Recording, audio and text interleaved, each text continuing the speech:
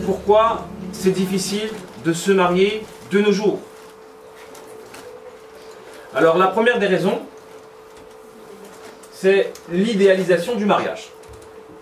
Donc, vous avez des gens qui idéalisent le mariage, qui font du mariage une fin en soi. Alors que normalement le mariage est un moyen, c'est pas une fin. On se marie, mais on ne prend pas le mariage comme une fin en soi. Parce qu'il existe une règle qui est importante, que vous devez apprendre, assimiler et mettre en pratique dans votre vie, c'est que toute personne qui idéalise un autre qu'Allah sera privée de cet autre. Point. Tu idéalises l'argent, tu vas courir derrière l'argent et jamais tu saisiras l'argent. Même si tu es riche, Allah il va te priver de cette chose. Que ce soit une chose, que ce soit un homme, que ce soit une femme. Et ça c'est une règle qu'on le voit dans le côté relationnel. Une femme elle n'est jamais attirée par un homme qui a ses genoux. Comme un homme il n'est pas attiré par une femme qui a ses genoux, si ce n'est à des fins d'exploitation. Et généralement, ce cas de figure-là existe très souvent. Vous avez des hommes qui exploitent des femmes quand celles-ci sont à leurs genoux, ou des femmes qui exploitent des hommes quand ceux-ci sont à leurs genoux. Donc il y a de l'indifférence. En tout cas, on n'est jamais intéressé par une personne quand celle-ci est à nos genoux. Et généralement, le couple sera destructeur. Parce que il n'y a jamais de baraka dans une relation où il y a de la passion à l'endroit d'un élément du couple. Donc quand il y en a un qui est passionné et l'autre qui n'est pas passionné, il y aura exploitation. Et quand les deux sont passionnés, il y aura autodestruction. Donc le problème alors d'aujourd'hui, c'est que les gens ils idéalisent le mariage. Ils idéalisent le mariage. Et des conséquences de l'idéalisation, Allah les prive du mariage. Pourquoi? Parce que ça les rend compliqués. Les gens sont compliqués. Parce qu'ils idéalisent le mariage. Donc si nécessairement tu idéalises le mariage, tu vas tomber dans le piège de focaliser sur les détails qui risquent de faire chapeauter le projet du mariage. Donc quand tu idéalises le mariage, tu regardes le détail. Et ça peut générer des maladies. Subhanallah. Imaginez l'homme qui idéalise la femme avec un grand F, il veut la femme parfaite. Or, elle n'existe pas. Donc, il veut se marier, mais il ne peut pas se marier. Il veut se marier, il fait les démarches pour se marier, mais à chaque fois qu'il rencontre une femme, il ne peut pas se marier avec elle, parce que s'il se marie avec elle, il n'a pas les autres femmes. Et il en devient malade. Parce que c'est une maladie de vouloir quelque chose et de ne pas pouvoir atteindre la chose que tu veux. Et il y a beaucoup de frères, ils sont dans cette maladie-là. La maladie de vouloir le mariage et de ne pas pouvoir atteindre le mariage. Et ça les frustre immensément.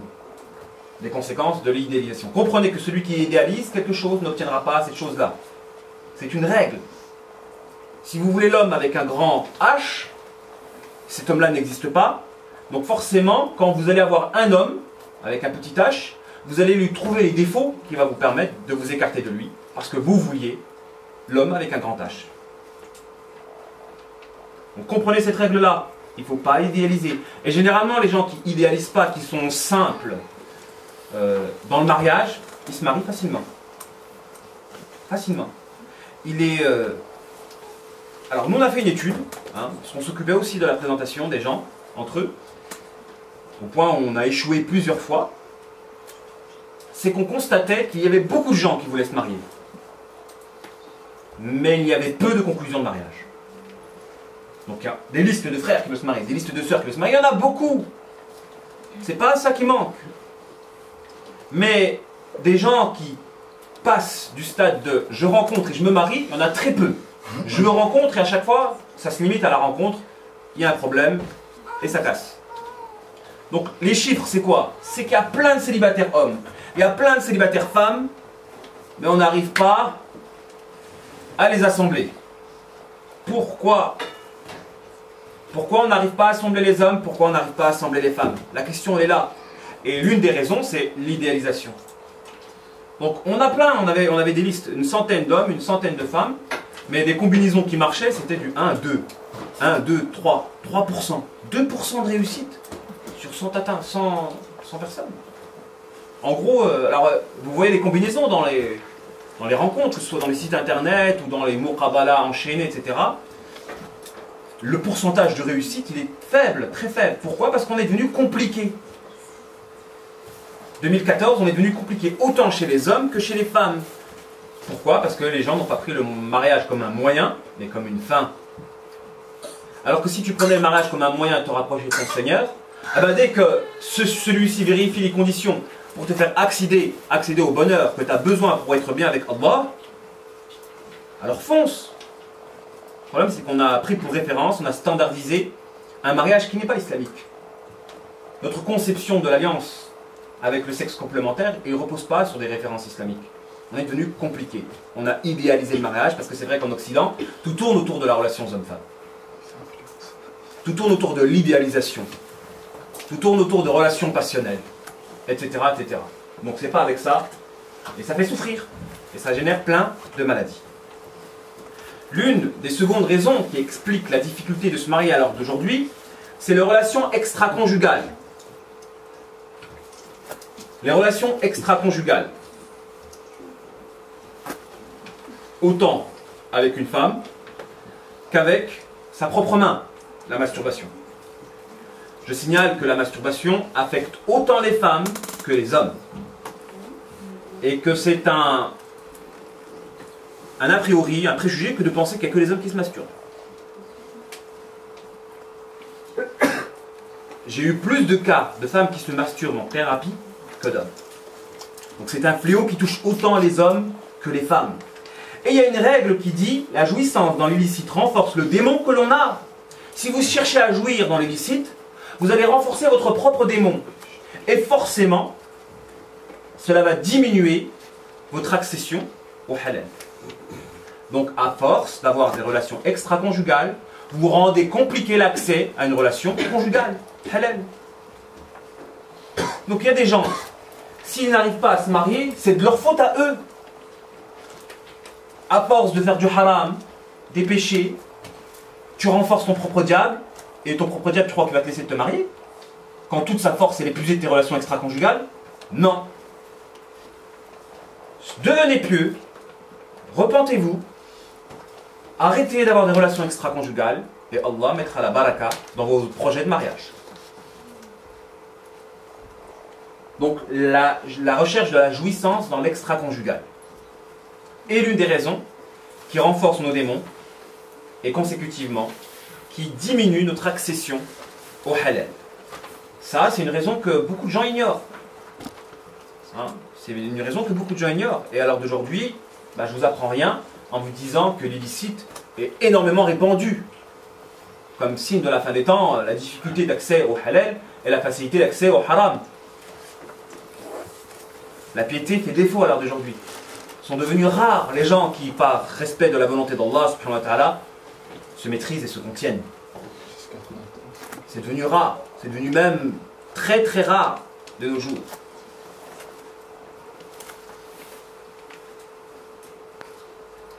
Donc c'est l'une des raisons, et spécialement en Île-de-France, puisque les désirs charnels sont accentués en Île-de-France, plus qu'ailleurs.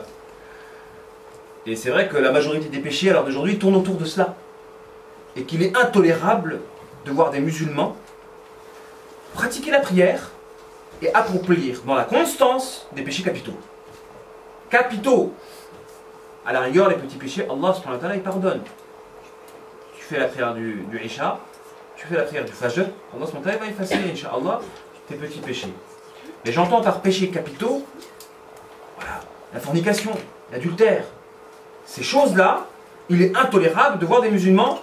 Voilà, on commence à devenir dédoublés de la personnalité. On a une identité musulmane, on va à la mosquée, on porte le hijab, on porte la barbe, et en même temps on fait la fornication dans la constance. Tout le temps, tout le temps, tout le temps. Et c'est normal, c'est devenu normal. Alors on est devenus des hypocrites, tout simplement.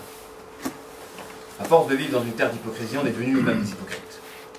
Des gens qui vont aller à la mosquée, et en parallèle, ils vendent de la drogue. Normal. Ils forniquent. Normal. Voilà l'exemple que l'on veut mettre pour la communauté musulmane. Des gens comme la Fouine, qui va à la mosquée du vendredi, et qui le soir il va en boîte de nuit. Voilà, c'est ça qu'on veut que vous deveniez, qu'on devient. Des musulmans qui jonglent entre l'islam et la perversion dans une symbiose totale. c'est normal. Alors que non, ça ne devrait pas être normal. Comme ça ne devrait pas être normal qu'une mosquée en plein milieu d'un quartier n'empêche pas ce quartier de se pervertir. C'est pas normal qu'il y ait un mosquée, puis autour il y a des jeunes dans le quartier qui font n'importe quoi. C'est pas normal. S'il y a de la lumière doit chasser l'obscurité. Est-ce que c'est rationnel que la lumière elle cohabite avec l'obscurité dans une même pièce? Donc forcément, si la lumière n'arrive pas à éclairer entièrement la pièce, c'est qu'elle est faible. Mais quand la lumière elle est là, entièrement, l'obscurité s'en va. Si la mosquée elle fait son rôle, normalement dans le quartier, les ténèbres s'en vont. Si la mosquée elle ne fait pas son rôle, donc, et que les ténèbres persistent, les gens de la mosquée ce sont des gens bidons. L'islam c'est qu'un islam d'apparence, c'est pas un islam profond. Donc normalement, nous en tant que croyants musulmans, la lumière dans notre cœur doit gagner et faire chasser les ténèbres. Et que lorsqu'il y a accomplissement de péchés capitaux dans la constance et accomplissement de la prière dans la constance, parce que quelqu'un, normalement, quand il fait des péchés, il diminue en bonne action. Il va se dire, oh, je me considère, il se fait arnaquer parce qu'il y a une ruse de shaitan. Oh, t'es un hypocrite, ça sert à quoi de faire la prière? T'as fait ça, t'as fait ça, t'as fait ça. Ça sert à quoi de faire la prière? Et il arrête. Ouais, je préfère Zama, shaitan de l'arnaque. Sois sincère, mon frère. Tu fais la prière et tu fais des péchés. Arrête la prière.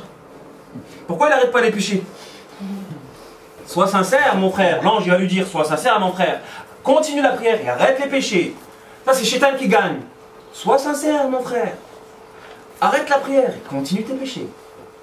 Et la majorité des gens, ils écoutent qui? Shaitan. Je fais pas la prière parce que je fais des bêtises ou je fais des conneries. Ça, c'est l'argument qu'on entend souvent chez les jeunes. Je fais pas la prière parce que je fais des bêtises et des conneries. Donc je préfère arrêter la prière et continuer mes bêtises. Le problème c'est que c'est la prière qui chasse les bêtises et les conneries. Accroche-toi à la prière même si tu fais des bêtises. Si tu es sincère, tôt ou tard, ces bêtises vont disparaître.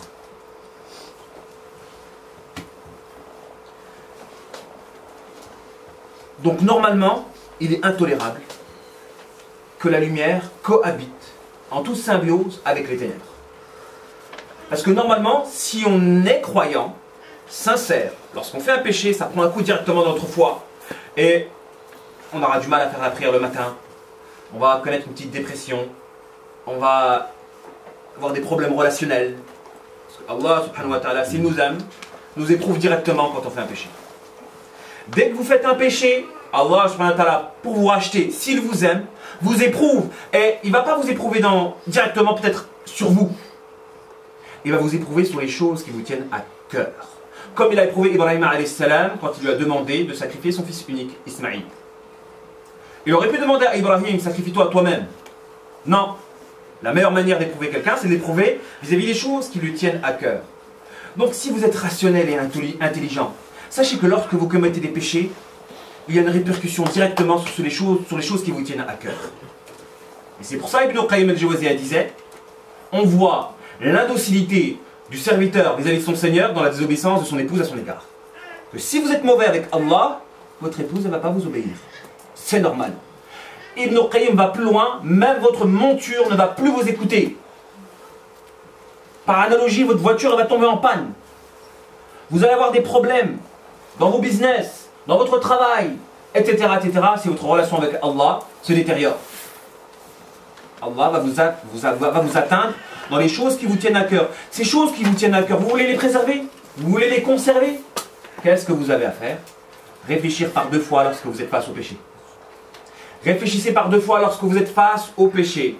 Parce que lorsque vous êtes face au péché, sachez que quand vous allez commettre un péché, si Allah vous aime, les conséquences de votre sincérité, il va vous éprouver par les choses qui vous tiennent à cœur en vous écartant de celles-ci. Vous ne voulez pas vous écarter des choses qui vous tiennent à cœur. Vous ne voulez pas briser votre foyer. Vous ne voulez pas vous écarter de vos enfants. Vous ne voulez pas faire faillite dans votre business. Vous ne voulez pas briser vos liens qui vous tiennent à cœur. D'où le fait que je vous répète souvent, que la qualité d'un enseignement, elle dépend de la relation du professeur avec son Seigneur. Que si ce dernier est sincère, il va nouer des liens forts. Que si ce dernier fait des péchés dans sa relation avec Allah, il va briser ses liens avec ses élèves. La troisième des raisons qui explique la difficulté de se marier à l'heure d'aujourd'hui, c'est le rythme de vie moderne. Ce rythme-là qui n'existait pas auparavant, qui fait qu'il est devenu très difficile de rencontrer quelqu'un. Juste de rencontrer. Donc la difficulté de trouver des espaces sains de rencontre. C'est devenu dur. Si l'autre il travaille, il va au boulot, dans son espace de travail, il n'y a personne qui le plaît. Qu'est-ce qu'il fait? Travail, après il y a dans les transports, tu vas rencontrer quelqu'un dans les transports. Après à la maison, le lendemain matin, travail, transport, maison, transport, travail, etc., etc. Vous allez rencontrer où? Dans la mosquée, dans la mosquée. Encore faut-il qu'il y ait interaction dans la mosquée, parce que maintenant c'est un étage. Hein, ce qui n'était pas le cas à l'époque du prophète, où les hommes étaient devant et les femmes étaient derrière, et ils pouvaient se voir. Alors d'aujourd'hui c'est étage. Donc un espace sain de rencontre dans lequel, bon, je l'ai fait l'année dernière sur les différentes manières de rencontrer, je ne vais pas le faire ici, mais ce qui explique la difficulté de se marier à l'heure d'aujourd'hui, c'est qu'on n'a pas des espaces sains de rencontre. On ne va pas rencontrer quelqu'un dans la rue, et même par internet, où il y a beaucoup de cassos, des conséquences de la pseudoisation. Vous savez c'est quoi le concept de la pseudoisation? C'est facile de se cacher derrière un pseudo. Tu te lâches. Un pseudo, là, ce qui est à l'intérieur, tu te lâches. Tu vois? Donc derrière les pseudos, des fois il y a ceux qui craquent sur les pseudos, qui sont souvent derrière les pseudos, des fois il y a les vrais cassos qui sont derrière les pseudos. Et généralement, si vous voulez faire du profilage, en analysant les gens qui squattent Internet, qui squattent Facebook, qui ont plein de comptes, vous pouvez profiler les doubles facettes potentielles. Les gens qui mettent leurs propres photos, tout le temps. Ils s'admirent en fait. Tout le temps, leurs photos comme ça, leurs photos comme ça, leurs photos comme ça. Hein? Avec ce type d'éléments, vous pouvez profiler la personne, à savoir quelle catégorie elle fait partie, juste par l'analyse de son compte Facebook ou l'analyse de son compte dans un site de rencontre. Donc, vous pouvez, le rythme de vie à l'heure d'aujourd'hui qui fait que les gens ils vont se réfugier dans les rencontres par Internet. Inch'Allah.com qui n'est même pas en possession d'un musulman. La grosse arnaque. On en arrivait à passer par des non-musulmans pour pouvoir se marier. Je vous signale que celui qui possède le site Inch'Allah.com, il fait aussi des rencontres haram, illicites. Entre hommes ou entre femmes, des trucs comme ça. Voilà. Donc voilà, le rythme de vie fait que c'est devenu difficile de rencontrer quelqu'un de manière saine. C'est devenu dur. Hein. Vous allez le rencontrer dans la rue. Vous allez le rencontrer... C'est difficile à l'époque, dans les petits villages, etc. On peut se permettre d'être intéressé par quelqu'un parce que c'est un voisin, c'est une voisine, on l'a vu grandir, on le connaît, parce que le risque en fait de faire une rencontre, quand celle-ci elle est précipitée, c'est qu'on ne connaît pas la personne, réellement. Et alors d'aujourd'hui, le fléau des doubles facettes, des hypocrites, des pervers narcissiques, c'est un fléau. Il y en a de plus en plus. À l'époque, je dis à l'époque déjà, et ensuite en dehors de l'Île-de-France, parce qu'en Île-de-France, vous pouvez vivre dans un quartier, vous ne connaissez pas votre voisin. Moi j'ai grandi dans un quartier, en province, où on connaissait tous les voisins. Mais tous les voisins, on les connaissait, de tout le bâtiment. Bon, c'est pas des grands bâtiments, mais c'est des petits bâtiments, de 5 étages, donc de 3 cages d'escalier, donc 10, 30 familles dans un bâtiment, les 30 familles on les connaissait tous, frères et sœurs. Dans ce cas de figure-là, c'est facile de demander quelqu'un en mariage. Tu connais tout le bâtiment, tu as vu grandir, tu sais c'est quoi son cursus scolaire, tu sais quoi ses valeurs, et dans un quartier tout le monde se connaît. Voilà, si quelqu'un y dévie, etc., ou il dévie pas, on le sait. Donc, la société moderne, l'agrandissement de la ville fait que on ne connaît plus nos voisins. Mais quand tu connais plus tes voisins, c'est devenu difficile de faire une demande, entre guillemets, à l'ancienne, qui est susceptible de marcher. Et alors d'aujourd'hui, ça se fait même plus. Ça se fait même plus. C'est devenu très très très rare quelqu'un qui demande en mariage quelqu'un du même quartier dans lequel il a grandi ensemble. Hein? Parce que vous connaissez des cas similaires. Ils ont grandi dans le même quartier. Non. Tous on est tombés dans le piège de faire une rencontre en externe. Comme si c'est un risque. Tellement on a des passés des passés lourds. On se protège en allant chercher ailleurs, en externe, parce que voilà, on a tous des passés lourds, ce qui n'était pas le cas à l'époque. Bon, les générations se sont détériorées. En l'occurrence, le rythme de vie actuel, il complique l'accession au mariage. Et ça, c'est un problème. Il faut un rythme de vie simple, basique. La société actuelle, l'Île-de-France, la concentration dans les quartiers, le rythme de vie, le boulot, etc., ben, c'est devenu dur de tout simplement rencontrer quelqu'un. Les gens avant, ils se rencontraient, ben, il faut un partage d'un espace commun. C'est devenu dur, lors d'aujourd'hui, de partager un espace commun avec le sexe complémentaire de manière saine. Donc c'est souvent, quand il y a un partage, c'est quoi? C'est les centres commerciaux, c'est la rue, c'est le travail, c'est Internet. Et est-ce que dans ces endroits-là, vous avez des chances, enfin vous avez une assurance de rencontrer quelqu'un de bien? Non. Voilà, malheureusement, on n'a pas une assurance de rencontrer quelqu'un de bien dans les différents espaces qui existent à l'heure d'aujourd'hui. Voilà, je ne sais pas si quelqu'un vient et dit t'as un numéro s'il te plaît? Vous le donnez? Comment on dit là, l'expression? C'est un code? T'as un 06 s'il te plaît? Hein?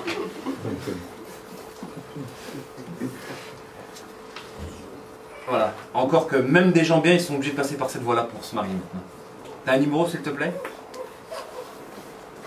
L'opposition parentale est l'une des raisons qui explique à l'heure d'aujourd'hui la difficulté du mariage. L'opposition parentale. Vous avez des parents, donc à l'heure d'aujourd'hui, soit ils sont indifférents, soit ils ont démissionné. Ils ont démissionné par rapport à leur rôle. Le père, il a oublié sa fille. Alors que normalement, c'est lui qui doit se charger de marier sa fille, d'assurer que celle-ci se marie. On ne va pas leur mettre la responsabilité entière. Parce que les filles, il fut un temps, ne voulaient pas de leur père dans le choix du conjoint. La période, c'est moi je choisis tout seul, la liberté, sauvé par le gong, etc. Tu veux pas de ton père qui s'immisce. Et quand elles ont commencé à se rapprocher de la trentaine, oh, papa, présente-moi quelqu'un s'il te plaît. Ça, voilà. Donc c'est pas la faute des pères. C'est vrai que normalement le père d'associer de sa fille lui présenter quelqu'un. Mais c'est vrai que la conception donc, de l'alliance, parce qu'on a trop calqué les séries, et ça a été destructeur. Hein? Le Prince de Bel-Air par exemple. Moi je reviens dans les années 90. Le Prince de Bel-Air c'est destructeur. Tout axé autour de la drague, de ci, de ça, au point où Carlton le puceau. C'était une honte. Carlton le puceau, ah, c'était une honte. Et après, ben, celui dans le quartier qui était puceau, ben, il a la honte. Voilà. Et ces séries-là, elles détériorent notre jeunesse. Elles détériorent notre jeunesse. Comme Scarface a détérioré les jeunes de nos quartiers. Des films ont détérioré les jeunes de nos quartiers. Scarface et compagnie. D'où je prône l'interdiction totale de la télévision. N'ayez pas de télévision chez vous. N'ayez pas de télévision chez vous. Si vous avez une télévision, c'est uniquement pour mettre des CD ou des chaînes que vous-même vous choisissez. Parce que c'est la chaîne qui vous choisit, à l'heure d'aujourd'hui. C'est la chaîne qui vous choisit. Ne croyez pas que c'est vous qui choisissez. Quand vous avez une télécommande, c'est le programme qui vous choisit. C'est pas vous qui choisissez le programme. Vous êtes dominé par le programme.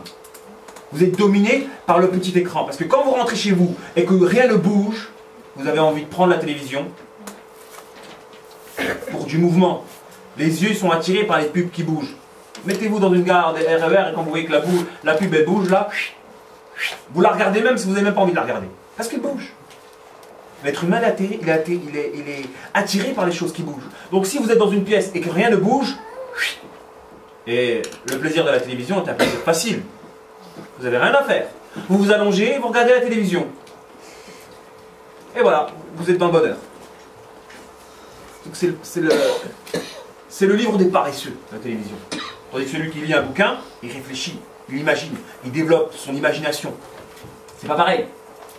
Donc, la télévision, ça obstrue le développement intellectuel. Ça oriente carrément votre pensée, votre manière de voir les choses. Ça vous inculque une identité. Et la majorité de nos jeunes, ils ont été pervertis des conséquences de la télévision et des films. La haine, ma cité va craquer, etc., etc. Et encore à l'heure d'aujourd'hui, Ils sont bloqués par ces films-là, qui les a rendus ce qu'ils sont devenus, loin, loin de l'identité musulmane. Attention, vous avez des identités, ils sont plus fortes que l'islam, subhanallah.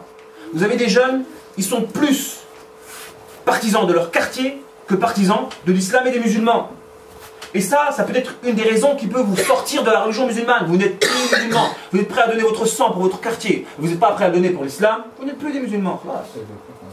La lutte et le combat avec un esprit de partisan pour une cause, pour une patrie, pour une nation, pour un quartier autre, enfin qui n'a rien à voir avec l'islam, vous sortez de l'islam, point. Et ben voilà. Voilà le danger dans lequel on se trouve alors d'aujourd'hui, et ça on le reverra dans l'islam de France. Une immensité de jeunes qui se disent musulmans, qui fréquentent les mosquées le vendredi et même le tarawih, mais ils ont des valeurs étrangères à l'islam. Ils ont des valeurs étrangères à l'islam. Voire qu'ils quittent l'islam. On est arrivé en France, brassage de la jeunesse. Et on a des parents qui ne comprennent pas ça. Ils sont encore à l'époque de la guerre, du Tindouf entre les Marocains et les Algériens, de Saïd Aouita. C'est encore les rivalités des années 80, des années 90. Donc quand il y a les jeunes sont mélangés, khalas. Les barrières ont disparu. Plein de mixité. Dans ces quartiers qui ont fait des brassages qui font même peur les Français souches. Jacques Chirac, on ne veut pas que les Français deviennent des musulmans. Au nord, il y a beaucoup de conversions. Et quand ils se convertissent, après c'est les plus radicaux. Et donc non, ils sont en train de rentrer, ils sont encore plus radicaux que les radicaux, les convertis. Donc il n'y a pas de problème pour votre islam, mais on ne veut pas que vous preniez les nôtres. Donc ce mélange, il fait peur, même pour les non-musulmans, dans le sens où beaucoup de non-musulmans rentrent dans l'islam grâce à ce mélange-là.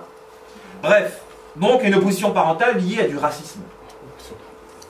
Il y a du racisme national, racial, linguistique, etc. qui explique, et parfois des parents qui sont toxiques tout simplement, qui ne veulent pas le bonheur de leur enfant, et qui vont faire obstacle quand celui-ci aura un projet de mariage.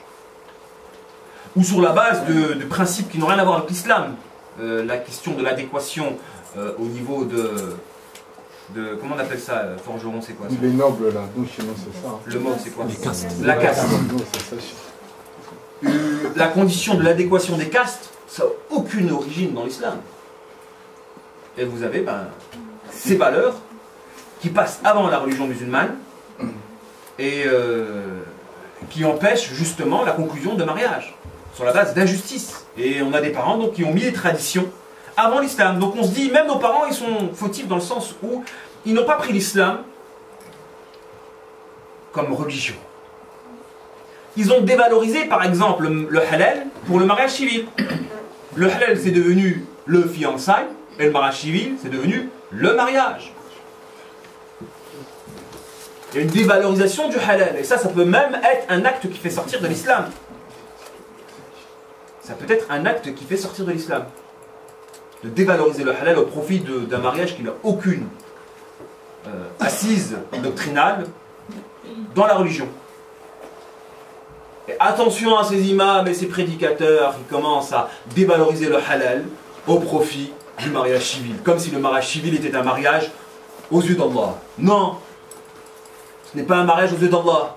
L'Arabie Saoudite, si vous voulez faire le hajj, il n'a que faire de votre mariage civil. Il demande une attestation faite par une mosquée ou une association musulmane. Point. Ils ne le reconnaissent pas, le mariage civil. Le problème, c'est que les parents, ils ont peur. Les parents, ils ont peur. À qui je donne mon enfant?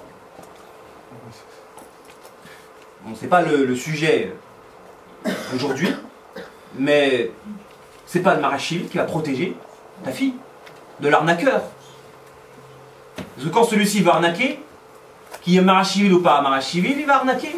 Il va la délaisser, point. Et s'il n'a rien dans ses comptes, qu'est-ce qu'ils vont faire l'État? Ils vont prélever de quoi? Ils ne prélèvent pas quand il a des ressources inférieures à 480 € par mois.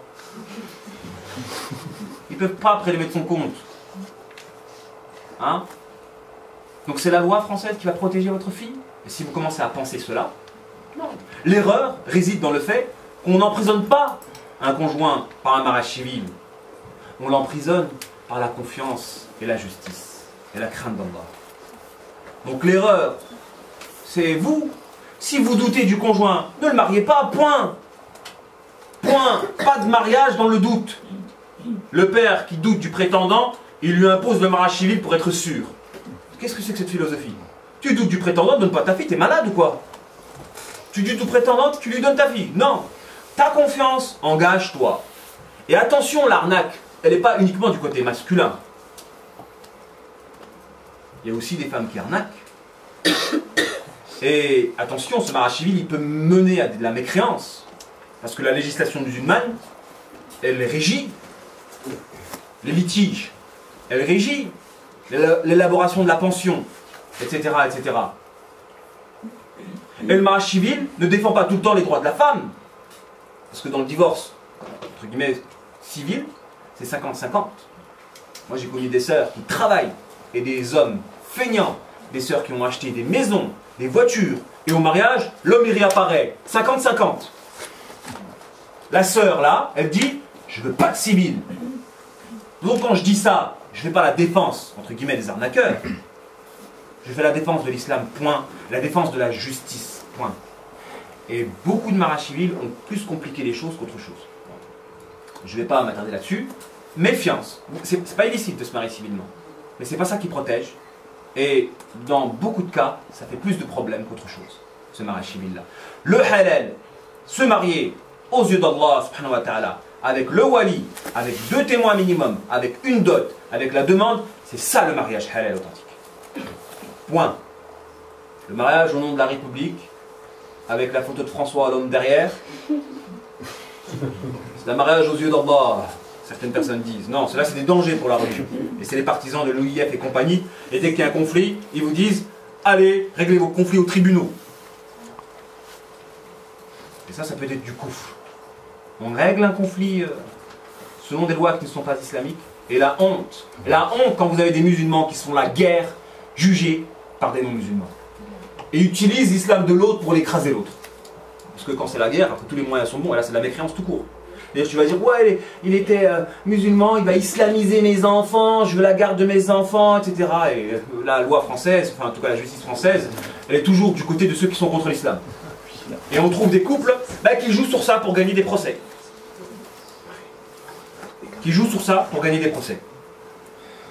Voilà ce qu'il en était pour l'opposition parentale. Donc j'ai fait que parcourir brièvement. Et ça mérite une discussion. Comment remédier, selon vous, à la difficulté actuelle de se marier? Vous avez la parole. Sachant que parmi les 4 raisons, il y a l'idéalisation, les relations extra-conjugales, le rythme de vie moderne et l'opposition parentale. Pour vous, quelle serait la voie efficace pour pouvoir remédier à ce problème de célibat? Quelqu'un veut lever la main? Combien de célibataires ici? Va lever la main. Tu savais comment? Shafik. Moi, je voulais juste dire par rapport au dernier point, notamment la pression parentale, je veux dire. Il est difficile aujourd'hui qu'une personne puisse parler à un père de famille. Ah oui. De par son statut, de par le respect, etc. Pour moi, il y a une personne qui le fait, et qui le fait bien et qu'un père de famille écoute, notamment le vendredi, c'est l'imam. Moi, je viens de Sarcelles. Une fois, j'ai assisté à un prêche où l'imam a parlé à des pères de famille, et j'ai senti autour de moi où le fait que des pères se sont sentis vraiment concernés. Notamment, il leur disait, ne croyez pas que vos filles, c'est de l'or qui vaut mieux qu'un autre or, qui vaut mieux qu'un autre or. Voilà.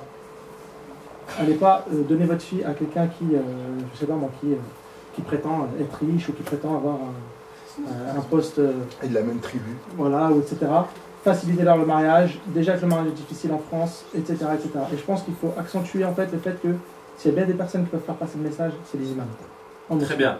Donc l'une des voies pour remédier à la difficulté, c'est que les imams s'adressent directement aux pères dans les khutbahs du Jumu'ah. Tout à fait.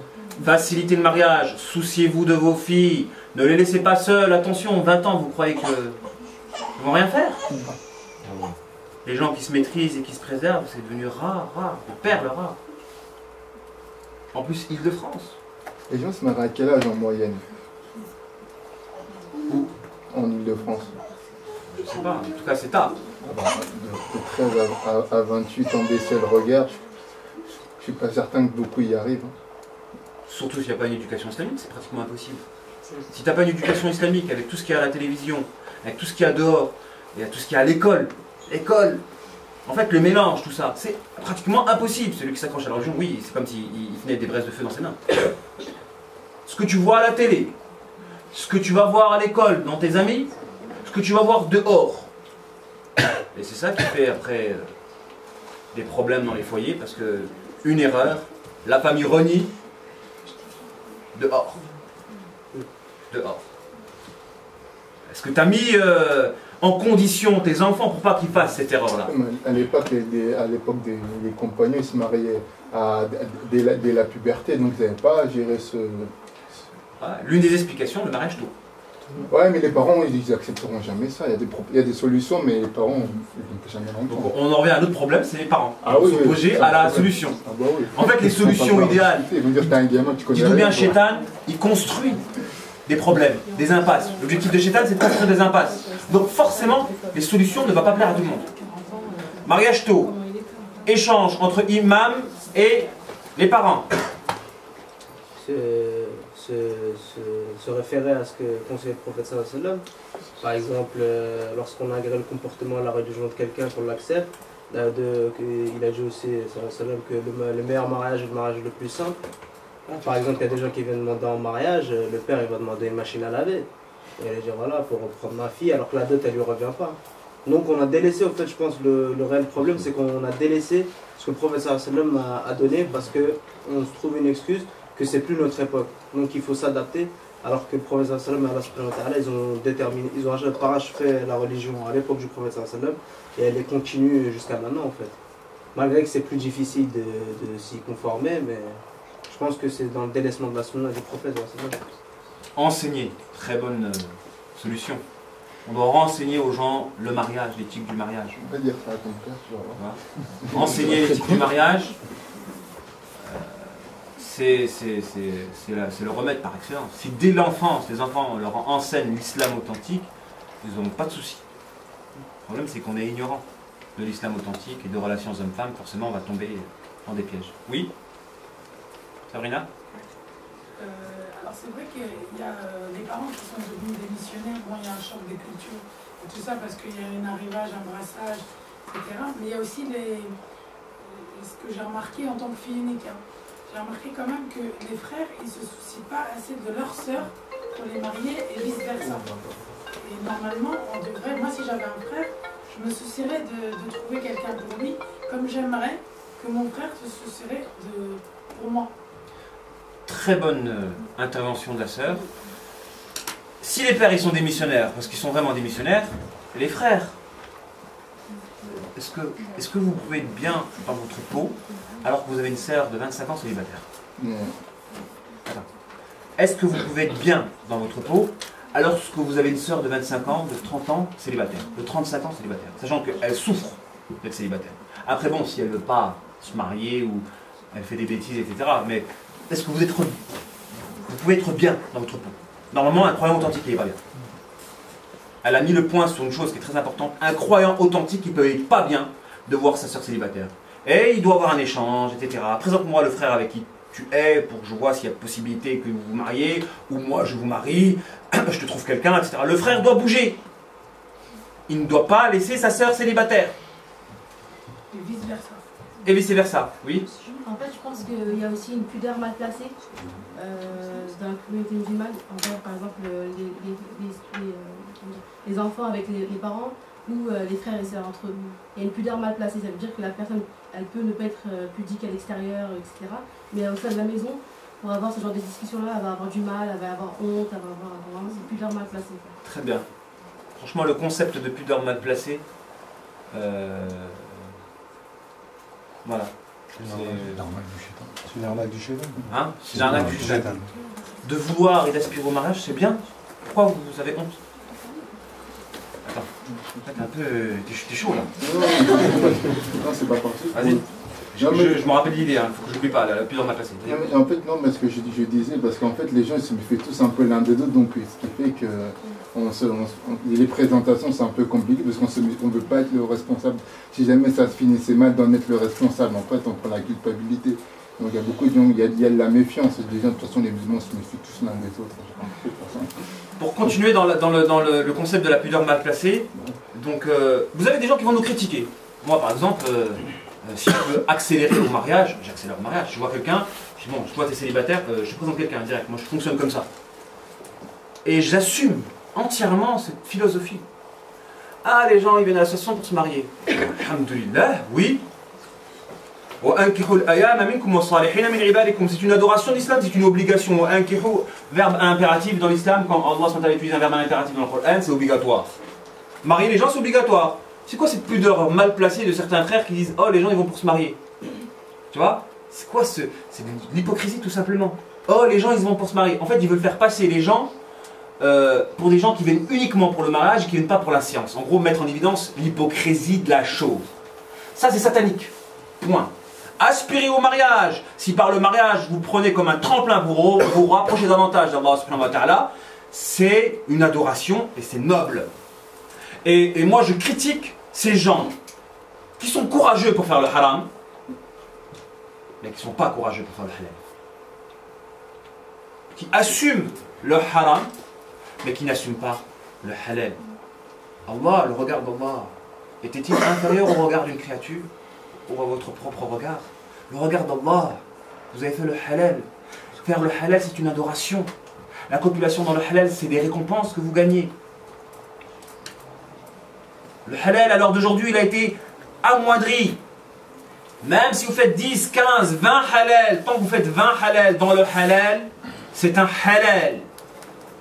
Tandis qu'une personne, elle fait un haram, c'est pas grave. La personne, elle fait 5 halal, on le soupçonne, on le montre du doigt. Ça, c'était pas la voie des compagnons. Lisez la vie des compagnons et vous verrez quel était le rapport avec le mariage. Oui? Alors moi, je voudrais appuyer sur ce que j'ai constaté, c'est la solidarité. Voilà, maintenant, j'ai l'impression que quand vous dites que vous êtes célibataire et que vous en parlez autour de vous, il y en a, ils disent oh non, moi je ne rentre pas dans ça, il y a eu des problèmes, je ne présente plus. Et du coup, on n'est plus solidaire. Très bien, très très bien. Comment remédier? La solidarité, au-delà de la fraternité frère-sœur, la solidarité musulmane. La solidarité musulmane. Alors, à défaut d'avoir des frères et des sœurs célibataires dans notre famille, vous les avez ici ou pas là? Vous les avez ici ou pas? Sachant que le célibat, il peut détruire des vies, moi je vous le dis. Pour certaines personnes, l'affection, la proximité constante est un essentiel. Si elles n'ont pas ça, on peut avoir un dérèglement carrément mental. Mental. Spirituel. On peut avoir un déséquilibre spirituel ou mental. Donc, aspirer au mariage, c'est une obligation. Et être solidaire à ce niveau-là. Après, la difficulté, bon déjà, la société, le rythme de vie actuel nous rend individualistes. Ça rentre dans le fait qu'on est individualiste, chacun pour soi. Chacun pour soi. Et tout le monde s'en fout des autres. Donc, normalement, on devrait être solidaire par l'islam et remédier aux célibataires de toutes les personnes qui sont autour de nous. De préférence, on connaît bien. Avec un minimum qu'on connaît bien. Après, c'est difficile. C'est vrai qu'il est difficile de penser à cela, parce que voilà, c'est mettre en connexion, etc. Parce que celui qui est l'intermédiaire, il va choper la lourdeur de l'inadéquation, si inadéquation il y a, à cause de la complexité des gens. Et certaines personnes démissionnent, ne veulent pas présenter les conséquences de la lourdeur que ça implique de mettre en adéquation deux personnes. Et ils reviennent tout le temps vers toi, parce qu'ils n'arrivent pas à s'entendre. S'ils n'arrivent pas à s'entendre, c'est lourd, et toi, tu portes toute la lourdeur. Si on avait des gens simples, moi j'ai marié des personnes, ils ont discuté 1 mois, 2 mois, ils sont mariés direct. Parce que le frère il est simple, il a une conception de la vie simple à cause de son passé, il a galéré beaucoup dans son passé. Il a un rapport au mariage qui est simple. Je me marie, je prends le mariage comme un moyen et je suis heureux, même si j'ai pas l'entièreté de ce que je voulais dans le mariage. Même si j'ai pas tout ce que je recherchais, globalement, alhamdoulilah baraka, là je fonce. Pourquoi vous êtes trop pointilleux? Pourquoi vous focalisez sur les détails? Pourquoi vous idéalisez? Voilà, c'est baraka, si tu as de quoi. Voilà, Omar al-Khattab, il avait une femme qui lui prenait la tête. Mais comme elle le permettait de compenser certains manquements, il faisait abstraction de ses prises de tête. Et nous, on aspire à la perfection. Personne ne sera heureux dans la perfection. Oui? Je pense aussi qu'on a un énorme travail à faire sur nous-mêmes, parce qu'on est beaucoup, comme vous disiez tout à l'heure, entre le travail, la famille, la société occidentale, etc. Et du coup, se reposer vraiment les questions de déjà pourquoi on est tout seul, et notre rapport et notre relation à Allah aussi, parce que je pense aussi qu'on manque beaucoup de confiance en Allah, Et c'est une des bases pour tout, et c'est un travail à faire en fait quotidiennement, parce qu'on peut justement se diriger vers des bonnes causes qui sont réelles et qui sont très bien, et des mauvaises causes aussi, à tellement vouloir se marier, et parfois on en oublie justement de s'en remettre à la base, l'essentiel, et aussi c'est une épreuve parce que du coup on patiente à travers ça, et je pense que la société nous aide pas aussi à se recentrer sur nous et essayer de réfléchir, essayer de voir le célibat différemment, ce qui nous apporte aussi en bien, enfin toutes ces choses-là, et voilà. Excellent. C'est pas facile, hein, c'est facile à dire, mais c'est... Excellent. Se recentrer sur le côté essentiel de la chose. Ce qui nous éviterait justement la complexité. Non, très bonne intervention. David ? En fait, aussi, conseiller les intérieurs dans les familles de développer une relation entre parents et enfants. Donc la fille, elle est... moi, je vois souvent, justement, dans les familles maghrébines, on voit la fille, elle ne parle pas à son père. Elle ne sait pas parler, il y a un complexe, le père il est froid. Donc essayer, et là on a eu une expérience récemment, une sœur, elle n'est pas défaitiste. Elle a continué, elle a fait beaucoup de dua, et elle est revenue 2-3 fois vers son père, et finalement elle a réussi avec du temps à le convaincre, et elle a trouvé des stratégies, comme disait le frère, avec des gens qui aimaient son père à la mosquée. On a invité des gens qui faisaient de la prédication, et au final ça a abouti avec la permission d'Allah. Donc essayer de nouer un dialogue dans les familles. Pour remédier justement à l'opposition parentale, c'est oui, renouer le dialogue. Et à l'heure d'aujourd'hui, il y a un grand fléau, c'est vrai que c'est la cassure des liens familiaux, spécialement le père et la fille. Parce que généralement, la fille, elle dérape à cause de la mauvaise relation avec son père. Généralement. Le père, il a un très très grand rôle dans l'équilibre de sa fille. Si tous les pères étaient modèles dans leur relation avec leur fille, c'est-à-dire qu'ils parlent avec leur fille comme s'ils parlaient avec un confident, il n'y aurait aucun problème de débandage féminin. Il y a une grosse démission des pères. C'est le tabou, si on ne parle pas, il prend sa baguette et son fromage, il va manger dans sa chambre. Voilà les pères des 2014.